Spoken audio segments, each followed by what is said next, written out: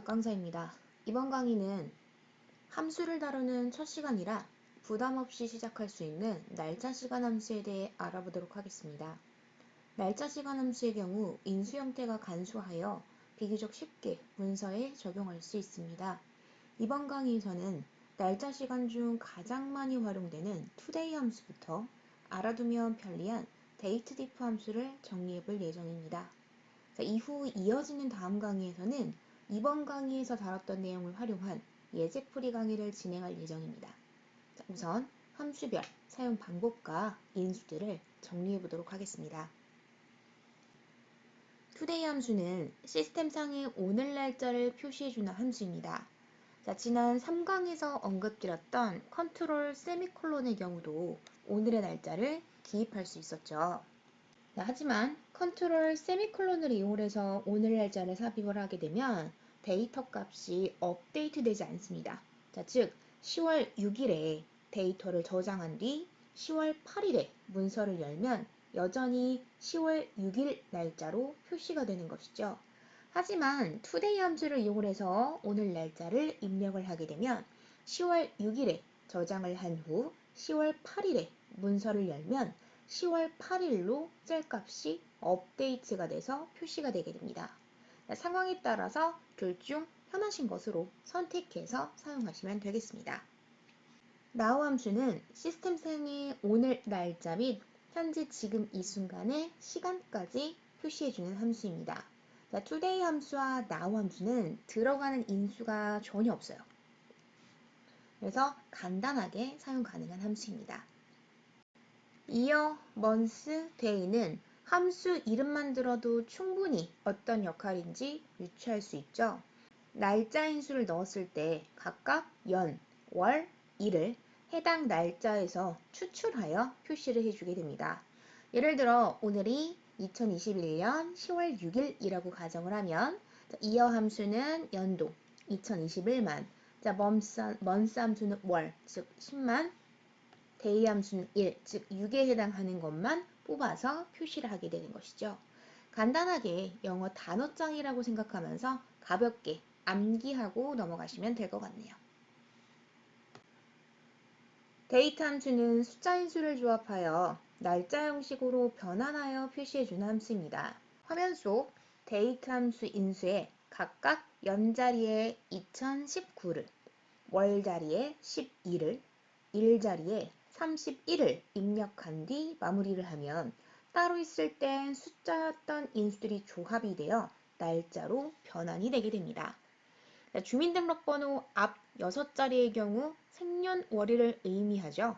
하지만 주민등록번호 형식은 날짜 형식이 아니기 때문에 엑셀에서는 이를 날짜 데이터로 인식하지 못합니다. 이 경우 데이트 함수를 사용을 하면 손쉽게 문자 데이터를 날짜 데이터로 변환할 수 있게 됩니다. 데이즈 함수는 두 날짜 사이의 차이값을 일수의 형태로 표시해주는 함수입니다. 인수로는 끝날짜와 시작날짜 두 가지가 들어가게 되고요. 두 날짜의 차이값만큼을 일수의 형태로서 표시해주는 역할을 하는 함수죠.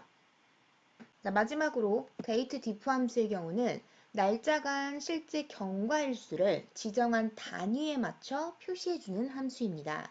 그렇기 때문에 단위를 직접 기입해 주어야 하는데요. datediff 함수에서 사용 가능한 단위는 다음과 같습니다. ymd의 경우 충분히 유추가 되시죠. 각각 연, 월, 일의 차이를 표시해주는 단위입니다.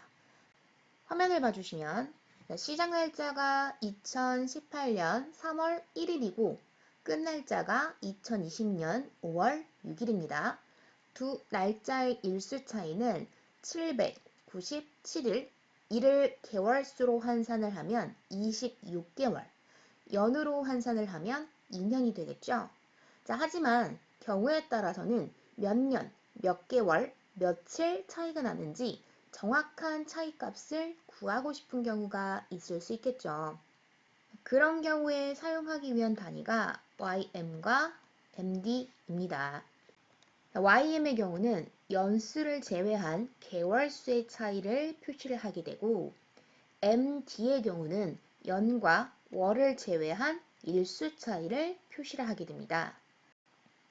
즉, 시작 날짜인 2018년 3월 1일과 끝 날짜인 2020년 5월 6일은 정확히 2년, 2개월하고도 5일이라는 기간 차이가 존재하게 되는 것이죠.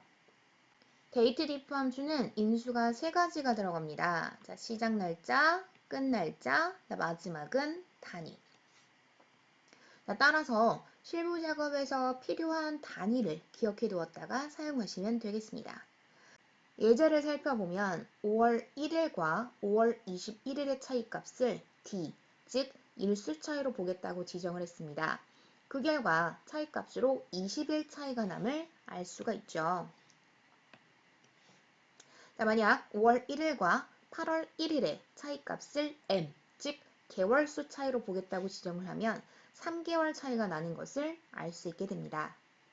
자, 날짜 시간 함수는 다른 함수에 비해 상대적으로 기입해야 하는 인수가 적은 편이지만 사용 빈도는 높은 함수들입니다. 자, 다음 강의에서는 이번 강의에서 다뤘던 함수들을 예제와 함께 작업해 보도록 하겠습니다.